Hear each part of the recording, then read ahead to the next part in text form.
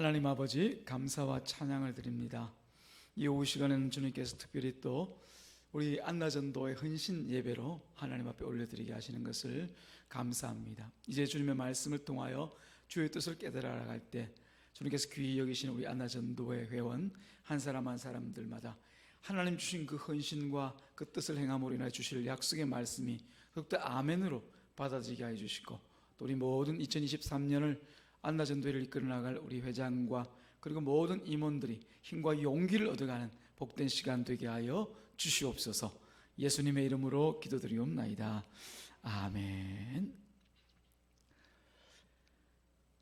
하나님의 약속은 얼마든지 그리스도 안에서 이해가 되니 그런즉 그로 말미암아 우리가 아멘하여 하나님께 영광을 돌리게 되느니라. 하나님이 아마 우리와 같다고 생각하시는 분은 이 자리에 아무도 없을 겁니다. 하나님은 우리와 다르십니다. 그러나 하나님께서 우리 가운데 보여주시는 하나님 자신의 속성 가운데 몇 가지는 우리를 통하여서 드러날 수 있도록 같이 공유하고 계신 그런 속성들이 계십니다. 예를 들면 거룩함 같은 것이죠. 내가 거룩하니 너희도 거룩하라, 그렇게 말씀하신 우리 주님의 말씀과 같이 우리들에게도 거룩함이 있습니다. 무엇과 다르다는 얘기입니까? 세상의 다른 것과 다르다는 것이죠. 세상의 것들과 구별되어 있다는 그런 의미에서 우리에게도 거룩이라는 것이 하나님과 함께 있습니다. 그리고 온전함, 내가 온전하니 너희도 온전하라, 그렇게 하신 말씀 가운데 우리 가운데도 하나님께서 가지고 계신 그 온전함이 우리 안에도 또 그런 속성들이 얼마간 있습니다.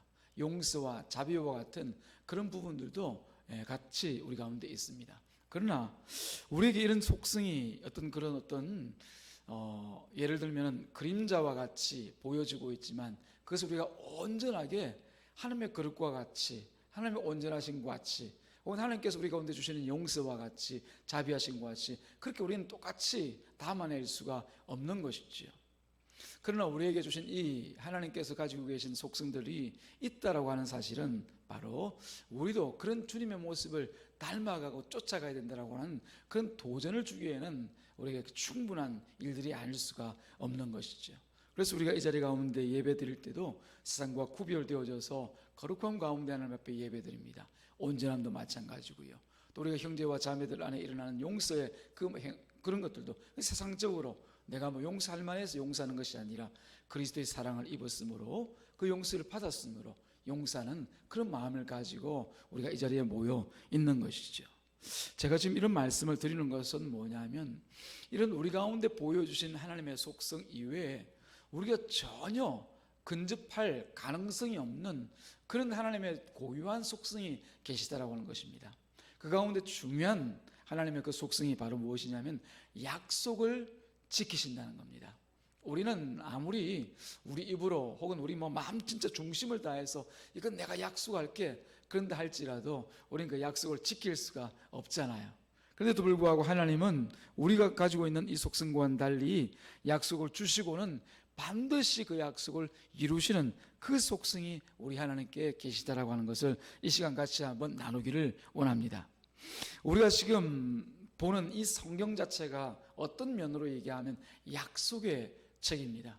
그래서 우리가 성경을 얘기할 때 구약이다, 신약이다 이렇게 얘기할 때 그 뒤에 약속이라고 하는 약속이라는 약자가 같이 붙어 있지 않습니까? 옛날에 하신 그 약속, 그리고 새롭게 하신 약속, 그런 약속들을 통하여서 우리 가운데 계속 말씀하시고 또 한편으로 그 약속을 이루시는 하나님이 이 성경 말씀 안에 고스란히 들어있는 것이죠. 하나님의 약속으로 가득한 이 책 가운데 있는 그 약속을 보자면은 누구나 다 볼 수 없는 사람은 없죠. 우리가 오전 시간에 같이 나눈 것처럼 청함을 받은 사람은 많으나 세상 모든 사람들이 성경만 펴면 이 안에 있는 하나님의 약속을 다 볼 수가 있죠. 이런 약속을 하셨구나, 이런 약속이 있구나, 다 알죠. 그러나 진정 이 약속의 말씀을 듣고 또 깨닫고 한편 믿고 따르는 사람, 그런 사람은 무척 적다는 것을 알 수가 있습니다. 그리고 그 사람들이 바로 하나님의 백성인 것이지요. 이 자리에 나와서 하나님 앞에 예배드리는 우리 안나전도회 그 헌신 예배를 받으신 하나님 앞에 이런 약속의 사람인 줄로 믿습니다.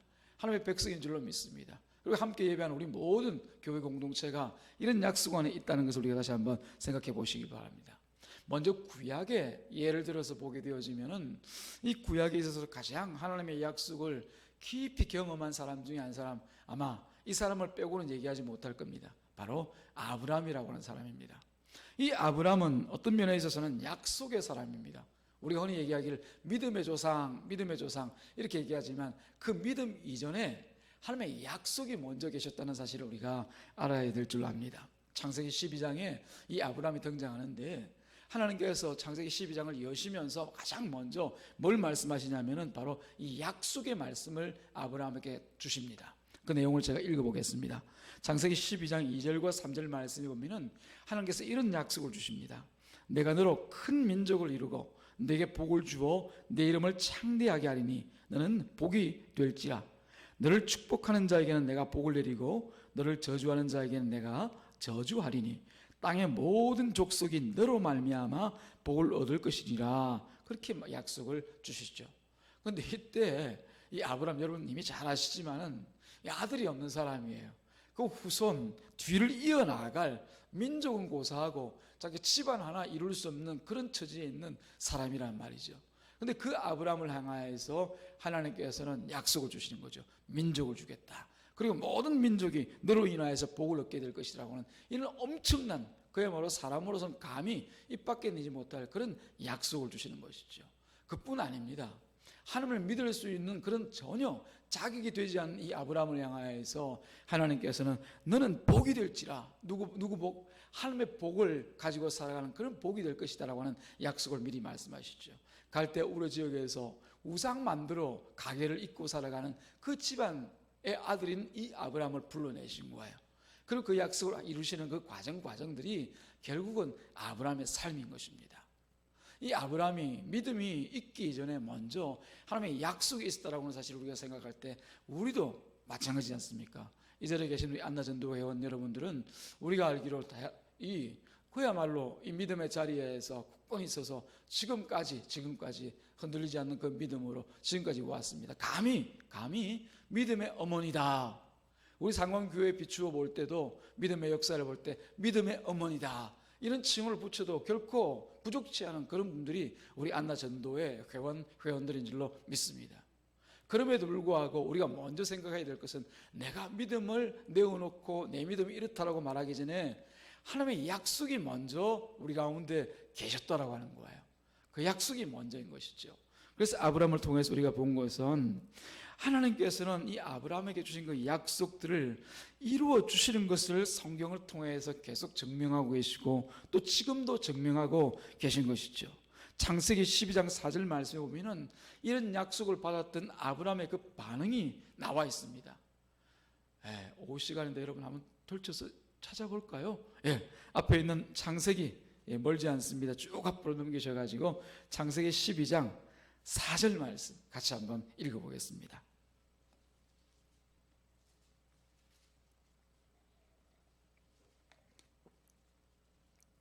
아브라함이 약속을 말씀을 듣고 어떤 반응을 보였는지 같이 한번 보자고요. 창세기 12장 4절 다 찾으신 줄 알고요. 함께 읽겠습니다. 시작. 이에 아브라함이 약속의 말씀을 따라갔고 롯도 그와 함께 갔으며 아브라함이 하란을 떠날 때에 그 나이 75세였더라. 여기 보니까 중요한 아브라함의 반응을 알 수 있는 말씀 구절이 있죠. 여호와의 말씀을, 이 말씀 곧 우리가 지금 다루고 있는 약속입니다. 앞서 2절 3절에 나타난 그 약속을 듣고는 어떻게 했다고요?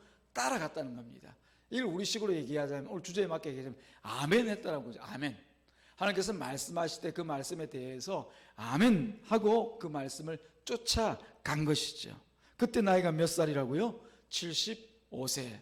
물론 아브라함 전체 나이를 따지자면 이때가 아직까지는 여유가 있는 그런 나이라고 볼 수가 있지만, 어떻게 보면 그 당시나 지금이나 75세쯤 되어지면 인생을 한 자리에서 정주하면서 어떤 모험이라고 하는 것은 피하는 것이 75세까지 되었으면 이제 뭐 멀리 떠나고 하는 그런 일들보다는 있는 자리에서 잘 정리하고 있는 것을 더 잘해서 사는 것이 옳지 않을까라고 해서 동서고금을 통하여서 그 나이 때 되면 있는 그런 이야기죠. 그런데도 불구하고 이 아브라함은 75세가 되었음에도 불구하고 아멘 하니까 그 아멘이 주는 그런 능력을 따라서 하나님의 약속의 말씀을 붙들고 나갈 수가 있었더라라고 하는 것이죠. 지금 뭔데요? 자녀 하나 없는 그런 상태에서 아이를 낳지 못하는 그 사라를 데리고 그 알 수도 없는 길을 향하여서 나아가게 되었다는 것입니다. 하나님께서 그에게 주신 약속을 이루어 주실 것을 믿는 그 믿음을 가지고 나아간 거죠. 그것을 성경을 통해서 하나님께서 증명하고 계시고 지금도 증명을 하고 계십니다. 그것을 그 후대에 있는 로마서 말씀해 보면은 로마서 4장 말씀에도 그가 백세나 되어 자기 몸이 죽은 것 같고 살아있태가 죽은 것 같음을 알고도 믿음이 약하여지지 아니하고, 누가 주신 그 말씀에 대한 믿음입니까? 하나님께서 주신 그 말씀, 다시 말씀드린 그 약속에 대한 믿음이 약하여지지 아니하고 믿음이 없어 하나님의 약속을 의심하지 않고 믿음으로 견고하여져서 하나님께 영광을 돌리며, 이런 구절을 사용하고 있단 말입니다. 아브라함의 그 인생을 이 로마서를 기록한 사도 바울이라고 알려져 있는데, 바울이 볼 때는 아브라함이 그냥 살아간 것이 아니라 이 아브라함은 약속을 의심하지 않고 그 믿음으로 살아갔는데 그의 삶이 어떻다는 겁니까? 하나님께 영광을 돌리는 삶이었다라고 하는 것을 단적으로 지금 이 말씀 가운데 표현을 하고 있는 거거든요. 약속을 따라가는 삶은 곧 하나님께 영광을 돌리는 삶입니다. 그 약속을 따라가는 삶을 다른 말로 얘기하면 아멘 하는 삶, 하나님의 말씀을 그대로 내가 믿고 그대로 될지어다, 그렇게 되길 바랍니다, 아멘 아멘 하는 이 말 가운데는 하나님의 영광이 그 자리에 있다라고 하는 것이죠. 그래서 다시 한번 우리가 읽었던 고린도후서 1장 말씀을 통해서 보면은 1장 20절 말씀에 하나님의 약속은 얼마든지 그리스도 안에서 예가 되니, 예수 그리스도 안에서 모든 일들이 다 아멘 예가 된다는 것이에요. 이루어진다고 하는 것입니다. 약속을 이루셨다고 하는 것입니다. 그런즉 그로 말미암아 우리가 아멘하여 하나님께 영광을 돌리게 되느니라. 아멘과 이 하나님께 영광을 돌리는 일들이 어떻게 연결되어지고 결부되어 있는지 여러분들이 잘 보시기를 바랍니다. 그래야 우리가 앞으로 하나님의 말씀 앞에서 어떤 태도를 취하고 아브라함과 같이 믿음의 사람으로 혹은 믿음의 조상으로 다음 세대 혹은 우리 다음 후세에게 남겨지게 될 때 우리 이름들이 믿음의 후손, 믿음의 아버지, 믿음의 어머니, 믿음의 할아버지, 할머니 이렇게 남겨지게 될 때 우리 삶이 어떤 모습으로 남겨져야 되는지를 다시 한번 돌아볼 수 있게 만드는 것이죠. 사랑하는 여러분, 믿음의 조상 아브라함도 사실은 그 약속이 드디어 이루어져가는 것을 볼 때 믿음이 흔들린 적이 있습니다. 여러분 잘 아시다시피 아까 75세 갈 때 우리 땅을 떠나서 이제 하나님의 약속을 따라 아멘하는 삶을 시작하였는데, 우리 로마서 4장에서 보는 것과 같이 물론 창세기도 나와 있지만 그가 아들을 얻은 것이 몇 살이었습니까? 100세였습니다. 100세. 25년이죠. 25년. 사실 이 아브라함에게는 너무나 하루하루가 가슴 타는 날이 아닐 수가 없습니다. 우리가 20살의 부름을 받아서 25년 같으면 45살까지라고 하면 그래도 할 가능성이 있고 기회가 얼마든지 있으니까 10년 내에 되지 않더라도 25년 내에 되지 않더라도 마음 가운데 늘 할 수 있겠지, 이런 마음이 있었겠죠. 그렇지만 이 아브라함은 75세요. 또 자기 부인인 사라는 65세입니다. 그런 가운데서 25년이 지나고 난 뒤에 그 사라의 나이가 무려 90세가 되어졌고 자기 나이 100세가 되어졌으면 소망을 다 잃어버린 것이죠. 그런 과정들 통하여서 얼마나 많은 의심들이 생겼겠습니까? 이게 과연 이루어질까? 내가 하나님의 말씀을 따라가는 것이 아멘하는 것이 이게 바른 길인가? 그런 의심이 있었겠죠. 그러나 그때마다 우리가 성경을 통해서 확인한 바에 의하면 하나님께서 그냥 그 약속을, 그 믿음을 흔들리는 것을 두지 아니하고 항상 찾아와서 그 약속을 다시 붙들어 세워 주시더라는 것입니다. 할렐루야. 이게 바로 하나님의 은혜입니다. 약속 주신, 택하신 그 자녀들에게 주시는 하나님의 은혜인 것이죠. 넘어지도록 두지 않고 찾아오셔서 항상 이렇게 세워주는 것이죠. 그 믿음을 흔들리고 그 넘어지도록 그냥 가만두지 않습니다. 와서 붙들어 주십니다. 그래서 그의 나이 100세이지만 다시 약속을 믿음으로 다시 하나님의 영광을, 하나님께 영광을 돌리는 그 믿음의 삶을 살아갈 수가 있고 마침내 약속의 자녀 이삭을 얻게 되지 않습니까? 약속대로 이들이 바로 이스라엘 민족의 조상이 되어지고 그들을 통하여서 예수 그리스도께서 이 땅 가운데 오시는 통로가 되어지는 것이죠. 사랑하는 여러분, 하나님의 약속을 이룸에 있어서 하나의 큰 변곡점이 이제 이 아브람 갈대 우르에서 우상을 섬기고 살던 이 아브람을 통해서 생겼다라고 하면 전혀 예상치 못한 어떤 사건의 전개임에도 불구하고 그런 과정을 이끌어 가셔서 결국 자기 약속을 이루신 분이 하나님이셨다라고 하면은 하나님은 결국 우리에게 주신 모든 약속을 이루실 수 있는 분이라는 것을 우리가 알도록 만들어 주시는 거죠. 사랑하는 여러분, 우리에게도 주어진 하나님의 약속이 있습니다. 우리 각 개인들에게 주신 약속도 있을 뿐만 아니라 우리 전체 우리 삼강교회를 통하여서 이루시는 그 약속의 말씀도 계신 것이죠. 바로 너희는 모든 족속으로 제자를 삼아 아버지와 아들과 성령의 이름으로 세례를 주고 내가 분부한 모든 것을 가르쳐 지키게 하라. 볼지어다 세상 끝날까지 내가 너희와 항상 함께 있으리라 하신 이 약속의 말씀, 이 약속의 말씀 여러분들은 어떻게 생각하세요? 하나님께서 이루어 주실까요? 안 이루어 주실까요? 제가 하나만 한 질문하는 거죠. 오직 너희에게 성령이 임하시면 너희가 권능을 받고 예루살렘과 온 유대와 사마리아와 땅끝까지 이르러 내 증인이 되리라. 지금 약속하신 거죠, 그죠? 너희들 증인이 될 거야. 이게 아니라 되리라. 주님께서 만들어 주시겠다는 약속이거든요. 그럼 우리는 증인이 될까요, 안 될까요? 당연히 주님의 증인으로서 살아갈 수밖에 없게 되는 거죠. 주님께서 약속하시고 주님께서 이루실 것이니까요. 그래서 우리 하루하루의 삶이 사실은 증인으로서 살아가는 그런 삶으로 살아가는 것이에요. 이게 바로 아브라함을 통하여서 그 약속을 이루시는 하나님께서 우리 가운데 어떻게 역사하시는가를 보게 만들어 주시는 거죠. 근데 그에 대한 우리의 반응은 다른 것이 없습니다. 아멘이 아멘. 말씀을 따라간 이 아브라함과 같이 우리도 주님의 약속하시면 아멘, 그렇게 될 줄 믿습니다. 그렇게 될지어다. 그렇게 하고 주님에 따라 나가는 거죠. 그래서 하나님께 어떻게 된다고요? 영광을 돌리는 겁니다. 그게 바로 하나님 영광 돌리는 것이에요. 우리가 직접적인 이 하나님의 약속이 이루어지는 그 장면, 구약이 어떻게 면에서 그림자라고 보면은 아브라함을 통하여서 그 약속들의 어떤 한 면, 한 그림자와 같은 일들을 이루셨다라고 하면 직접 친히 이루신 이 하나님의 약속이 있습니다. 어디에 있습니까? 바로 예수 그리스도. 이 땅에 오신 하나님의 아들 예수 그리스도가 바로 그 약속의 완전한 성취가 되어지는 것이죠. 보다 직접적인 그 약속의 성취는 십자가입니다. 십자가. 우리가 언감생심 기대나 할 수 있고 또 그런 일이 이루어지리라고 상상이나 할 수 있겠습니까? 하나님의 아들이 직접 이 땅에 오셔서 우리 감당하지 못할 이 죄, 이 더럽고 추악한 이 죄를 자신이 대신 지시기 위하여서 자신의 몸 버려 십자가에 오르셔서 우리가 당해야 될 그 수치와 수모와 그 모든 모욕을 다 당하시고 침뱉음을 당하시고 우리가 매달려 죽어야 되는 그 십자가에서 대신 죽으신 그 십자가, 그 죽음, 그 일들을 예수님께서 마침내 이루어 주시는 것이죠.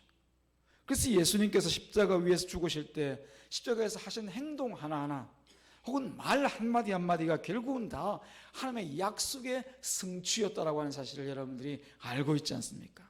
요한복음 19장 28절 말씀 보면은 이런 말씀이 기록되어져 있습니다.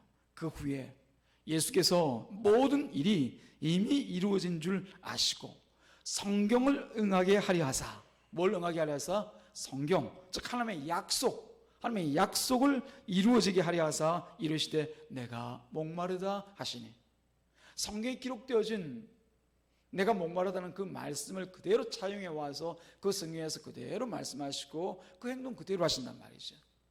무엇 때문에 그런 것입니까? 하나님의 약속을 이루기 위하여서 예수님께서 이 땅 가운데 오셨고 그 약속을 이루신 그 현장이 바로 예수님의 십자가 현장이라는 것을 보여주시기 위해서 친히 그 모든 일들을 감당을 하신 것이에요. 앞서서 예수님은 구약의 그런 메시아와 관련된 약속 하나하나들을 그런 약속의 사람들을 통해서 이루어 가시는 것을 보여주셨습니다. 하나씩 하나씩 이루어 가십니다. 그리고 또 이 땅에 오신 예수님께서는 구약에 약속하셨던 그 메시아가 하실 일들에 대해서 하나하나 그 증거들을 하실 그 증거들을 다 보여주시는 거죠. 예수님께서 병 고치고 말씀 전하시고 기적을 행하시고 하시는 그 모든 일들이 사실은 그 표적과 이적들이 그 일 자체가 중요한 것이 아니라 나는 구약에 약속되어진 대로 온 너희들의 메시아다라는 것을 증거하는 것이 바로 그런 일들이었죠. 지금도 병 고치는 일 일어납니다. 우리 주님이 누구신데요? 우리 하나님이 어떤 분이신데요? 없는 것을 있는 것처럼 부르시고 죽은 자를 살리시고 사막에 강을 내시는 분이 우리 하나님이신데 뭐 병 하나 고치지 못하겠습니까? 죽은 자 하나 살리지 못하겠습니까? 죽었다가도 그냥 주님께서 원하시면 벌떡벌떡 일어나야 마땅한 것이죠. 그리고 우리 가운데 있는 재정의 문제들, 돈의 문제들, 물질의 문제들, 가정의 문제들, 우리 하나님께서 어떤 분이신데 그 문제 하나 풀어내지 못하시겠습니까? 당연히 하실 수 있죠. 그러나 그 일들이 믿는 우리들에게서 본질적인 일이 아니라는 것을 알아야 됩니다. 표적과 같이 이적과 같이 자기를 증거하기 위하여서 그런 일들을 행하신 그 일에 대하여서 그래서 원래 하셔야 될 일, 예수님께서 십자가에 죽으시고 부활하신 그 일이 있으면 그걸 붙잡아야지. 그렇죠? 오늘 우리가 마태복음 22장 말씀에 있는 1절부터 16절까지 있는 그 비유의 말씀을 들을 때 그 중간에 있는 이야기들이 다 중요한 게 아니에요. 마지막에 하신 그 14절의 말씀, 청감을 받은 자는 많되 택함을 입은 자들은 적다, 이 말씀을 보고 그 전체 말씀들을 이해를 해야 되는 것이지 한 구절 한 구절을 그냥 뽑아내가지고 그것에 매달리면 안 되는 것이죠. 예수님께서는 지금도 사랑하는 우리 성도들을 향하여서, 우리 교회를 향하여서 하지 못하실 일 하나도 없습니다. 하나님께서 원하시기만 하면, 우리 주님께서 그 일에 대하여서 하고 싶기만 하면 다 이루실 겁니다. 없는 것을 진짜 있는 것처럼 부르실 것이고, 우리가 하지 못할, 우리 손으로 담지 못할 그 놀라운 세상의 일들을 다 하실 수 있습니다. 그럼에도 불구하고 하나님께서 원하시는 일들은 다른 곳에 있습니다. 이 땅에 일어나는 기적과 이적과 표적이 아니라 우리가 예수 믿고 예수님의 말씀에 아멘하고 순종하여 살아갈 때 하나님께 영광 돌리는 우리의 삶을 주님께서 더 원하신다는 것을 기억해야 될 줄로 믿습니다. 그런 가운데 오늘 다시 한번 생각해 볼 것은 바로 예수님께서 우리 가운데 이루신 그 약속, 그 약속 우리가 이미 알고 있습니다. 십자가에서 이루어진 그 약속. 그래서 우리가 이 자리에 나와서 예수님을 나의 구주로, 그리고 예수님께서 구원의 열매를 통하여 주실 그 놀라운 구원과 생명의 약속을 우리가 받고 있는 것이죠. 그리고 우리에게 예수님께서는 새로운 약속을 주시고 승천하셨습니다. 그 새로운 약속이 뭐냐면 바로 죄 사함을 받고 영원한 생명의 구원을 얻은 우리들을 위하여서, 우리들이 이 땅 가운데 살아가면서 이 땅 가운데 해야 될 일과 함께 마침내 주님께서 다시 오셔서 우리가 한 일을 보겠다라고 하는 것이죠. 계시록 말씀을 우리가 한번 찾아보시겠습니다. 계시록 22장 12절 말씀. 계시록 22장 12절 말씀 찾으시고 함께 읽겠습니다. 제일 앞에 있는 창세기 말씀 한번 찾으시고, 그리고 저 뒤에 있는 계시록 말씀 찾으시면 성경 전체 다 보시는 겁니다, 여러분. 계시록 22장 12절 같이 찾으셨죠? 같이 읽겠습니다. 시작. 보라, 내가 속히 오리니 내가 줄 상이 내게 있어 각 사람에게 그가 행한 대로 갚아 주리라. 할렐루야. 예수님께서 속히 오실 것을 약속하셨습니다.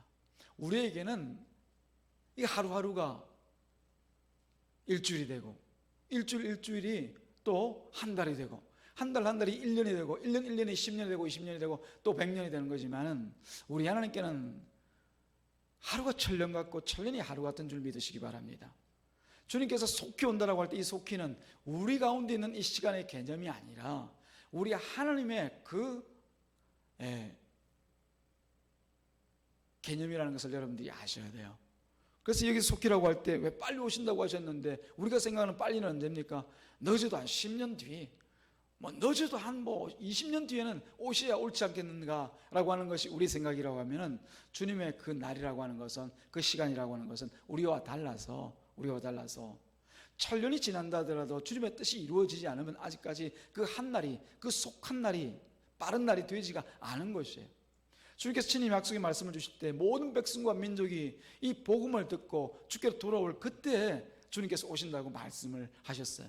그런데 아직까지 복음이 증거되지 않은 곳이 있지 않습니까? 그곳까지 가서 복음을 증거되어져서 모든 사람들이 복음을 듣게 되는 날, 그때 주님께서 오실 것입니다. 그날이 언제인지 저도 말할 수가 없고 여러분들도 말할 수가 없는 그날입니다. 오직 우리 하나님만 알고 계신 그날과 그때와 그 시, 그날이 되어지면 반드시 주님께서 다시 오실 것입니다. 근데 오실 그분이 우리를 향하여서 줄 상이 계시다고 말씀하십니다. 각 사람이 그가 행한 대로 갚아주실 것을 얘기하고 있습니다. 이 우리가 행한 일은 뭐겠습니까? 큰 일을 하고 나가서 또 누구는 뭐 작은 일을 해서 그것을 갇힌 대로 그냥 크고 작은 것 이렇게 그냥 선물 나눠주시지 그렇게 하시는 것일까요? 그렇지가 않습니다. 바로 우리가 하나님 앞에 주신 그 약속의 말씀 하나하나를 아멘으로 믿는 그 믿음을 따라 우리에게 주실 그 천국을 말씀하고 계신 것이에요. 사랑하는 여러분, 우리 교우들 가운데도 아멘하는 사람이 있고 아멘하지 않는 사람이 있다면 여러분 어떻게 생각하시겠습니까? 여러분 다 아멘을 하시는 분이겠지만은 혹여라도 주님의 말씀, 약속의 말씀을 듣지 않는, 듣고도 그 말을 그냥, 그죠? 우리가 지난 오전 예배 때 살펴본 것처럼 임금을 임금으로 여기지 아니하고 주인을 주인으로 여기지 않고 그 말을 들었음에도 불구하고 내가 주인이 되어서 내가 임금이 되어서 스스로 나는 반일하러, 나는 뭐하러, 나는 사업하러, 나는 바빠서 이런 식으로 자기가 주인 되어서 살아간다고 하면 그 사람은 아마 아멘 하는 사람은 아닐 거예요.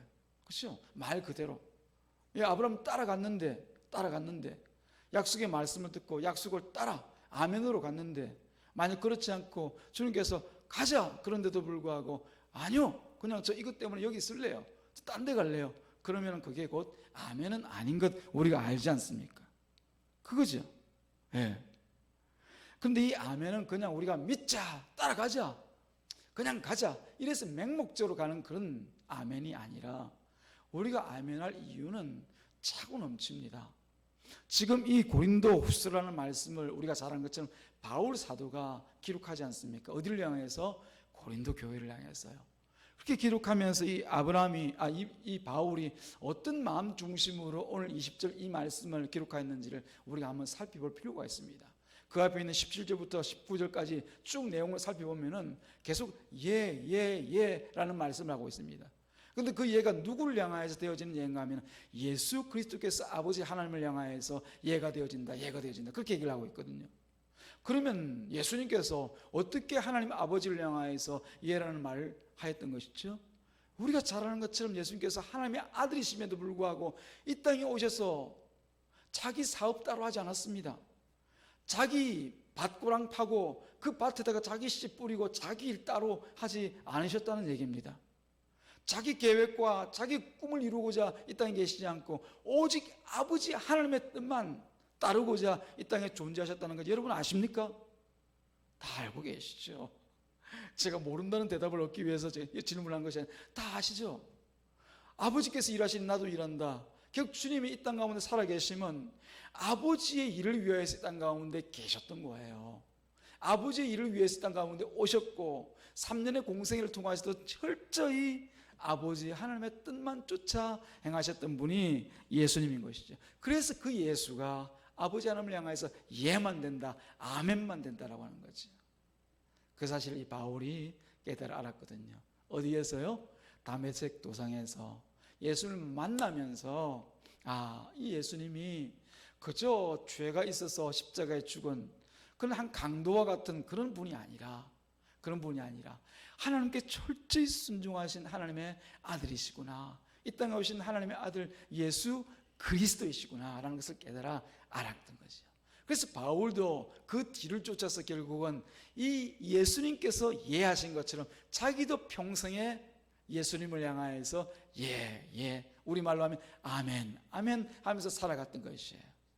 그런데 그 아멘이 이제 이 교회 고린도 교회도 그대로 이어지기를 소원하여서 지금 1장 20절 말씀을 고린도 교회에 증거하고 있는 겁니다. 하나님의 약속은 얼마든지 그리스도 안에서 이해가 되니 그런즉 그로 말미암아 우리가 아멘하여 하나님께 영광을 돌리게 되느니라. 그 말씀이에요.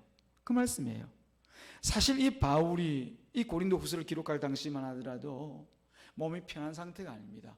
엄청난 고통 가운데 있는 그런 상황이었어요. 이 자리에도 우리 교우들 보면은 제가 늘 기도의 제목이 되어지기도 하지만 육신이 어떻게 보면 후퇴해 감에 따라서 나이가 연식이 오래되어 감에 따라서 옛날 같지 않은 그런 건강 때문에 염려하시는 분들도 계실 거예요. 아프고 또 아침에 일어날 때마다 뿌두두하고 그냥 비가 얼마나 하면 그냥 온몸이 쑤시고 아프고 그런 분들도 계실 거예요. 그러나 이 바울을 제가 한번 여러분 앞에 소개를 하자면은, 우리야 그래도 어느 정도 우리 먹고 사느라 고생하느라 그 육신이 좀 늙어가면서 노쇠해가면서 받는 그런 고통들이라 견딜만도 할 때가 있잖아요. 근데 사도 바울은 이제 자기 인생이 한 10년 정도 10년 남짓 남은 그 당시의 사도 바울의 육신의 상태를 제가 감히 한번 상상을 해봤습니다. 우리 고린도후서에 보면은 그런 표현을 하고 있거든요. 내가 동족과 이방인들로부터 40에 하나 감한 매를 내가 무려 5번을 맞았다라고 되어져 있습니다. 매 맞는 거 여러분 상상할 수 있겠어요? 저도 옛날 초등학교, 중학교, 고등학교를 다녔기 때문에 학교에서도 간혹 이렇게 선생님들 가운데서 이렇게 폭력을 이렇게 행사하고 때리고 그런 분들도 계셨어요. 요새는 이런 얘기하면 큰일 나죠. 군대에서도 마찬가지로 그야말로 상상할 수 없는 그런 구타와 어떤 폭력 이런 것들을 몸으로 받고 지내기도 했습니다만은, 그러나 그건 다 그만큼 어떤 한계가 있는 그런 매거든요. 근데 사도 바울은 잘 알다시피 40에 하나 감했다면 몇 대입니까? 39대의 태형과 그리고 매질을 당했던 사람이 바로 이 사도 바울이에요. 그뿐입니까? 돌팔매질을 통해서 자기 동족들에게 죽으라고 그냥 툭툭 던지는 게 아니라 죽으라고 내던지는 그런 돌을 맞았던 사람이 이 바울이에요. 그래서 한번 죽었다가 살아나지 않습니까? 잘 알다시피 이 매도요, 그냥 참 이런 얘기를 해서 어떤 그렇게 잘 때리는 분 같으면은 이 몸이 상하지 않을 때를 알고 이게 하잖아요. 엎드려 뻗쳐.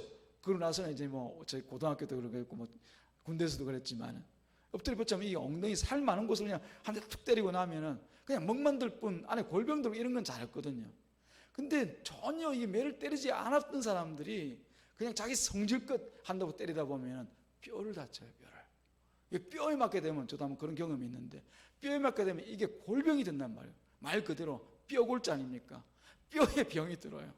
사도 바울이 40에 하나 감한 그런 매들을 맞을 때 인정사정 보고 그 매를 때렸겠습니까? 돌 집어 던져서 죽으라고 던지는데 인정사정 보고 그 돌 던졌겠습니까? 그 매와 돌을 맞았던 사람이 이 바울입니다. 바울. 그뿐입니까? 우리가 잘 알다시피 이 바울은 몸에 가시가 있었어요. 마치 마귀 사탄의 가시와 같은 그런 가시가 자기 몸에 있었다고 얘기하고 있어요. 질병이었겠죠. 몸에 우리가 어떤 병인지 정확하게 알 수는 없지만은 그 병 때문에 3번이나 하나님 앞에 나아가서 이 병 좀 제발 고쳐주십시오. 저 너무 힘들어요. 고통스러워요. 이 육신이 너무 아파고 고통스러워 견딜 수가 없어요. 그럼에도 불구하고 하나님께서 네 은혜가 네게 족하다 이런 말로 그 병을 그대로 몸에 두셨거든요. 그런 이 바울이 여전히 하나님께 자신은 예만 하고 아멘만 한다고 고백을 하고 있습니다. 그 이유는 무엇 때문입니까? 무조건 믿자가 아닙니다. 이미 그에게 일어나는 그 역사를 통해서 하나님께서 자신의 삶 가운데 이루신 일, 그리고 앞으로 이루실 일들을 바라보고 있기 때문에 그런 아멘이 가능했던 것이죠. 다메섹 도상에서 만났던 그 예수님께서 자신의 죄를 위하여서 십자가에 죽어주신 그 일, 아무도 할 수 없는, 누구도 상상할 수 없는 그 일들을 예수님께서 하신 것을 이 바울이 친히 보았지 않습니까? 그리고 또 더하여서 지금까지 자신의 삶을 이끌어 나가시면서 그 고집세고 그야말로 자기 어떤 의에 가득 차 있던 자신을 깨뜨리고 무너뜨려서 하나님의 일들을 감당할 수 있도록 이끌어 가시는 그 주님의 손길을 날마다 경험하고 있잖아요. 그러다 보니까 예를 안 할 수가 없는 거예요. 아멘을 안 할 수가 없는 거예요. 늘 깨어 기도할 때마다 예수님께서 옆에 계십니다. 감옥에서도 주님께서 곁에 계신 걸 보아요. 그리고 배 선상 위에서도 주님께서 그 난파되는 그곳에서도 주님께서 함께 계시는 것을 보아요. 그런 상황에서 어떻게 이해를 안 하고 어떻게 아멘을 안 할 수가 있느냐는 것입니다. 그게 바로 이 사도 바울의 아멘이에요. 그리고 이 아멘을 어디에다 지금 권면하고 있습니까? 고린도 교회. 내가 이처럼 예수 그리스도를 통해서 그 예수를 향해서 내가 아멘한 것처럼, 예수님께서 또 하나님 아버지를 향해서 날마다 이해한 것처럼 우리도 같이 우리 주 예수 그리스도를 향해서 아멘하여 그 영광을 돌리자. 그게 하나님께서 영광 받으시는 거야. 하나님의 약속의 말씀이 그대로 이루어질 줄로 믿고 또 이루신 것을 우리가 믿는 가운데 아멘, 아멘만 하자는 겁니다. 이런 일들을 다 알고 행하심을 알고도 아멘하지 않는다라고 하는 것은 그야말로 하나님께서 하나님 되심을 인정하지 않는다는 그런 뜻이 되는 것이죠. 오전 시간에 우리가 함께 들었던 말씀과 연결시켜 보시기 바랍니다. 그것은 그냥 아멘하지 않는 것이 아니라 하나님께는 하나님의 영광을 가리우는 것이 되는 것이죠. 하나님 마땅히 영광을 받으셔야 되는데 그 영광의 자리에 가서 내가 두 손 두 팔 벌고는 영광을 막 가리면서 영광 받으시면 안 돼 하는 거죠.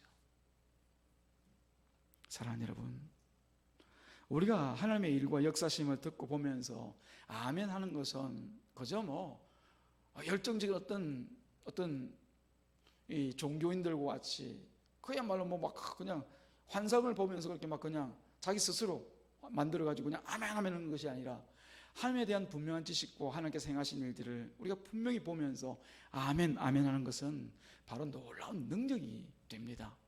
이 아멘 자체가 큰 능력이 되는 거예요. 영적인 파워가 됩니다. 어떤 파워입니까?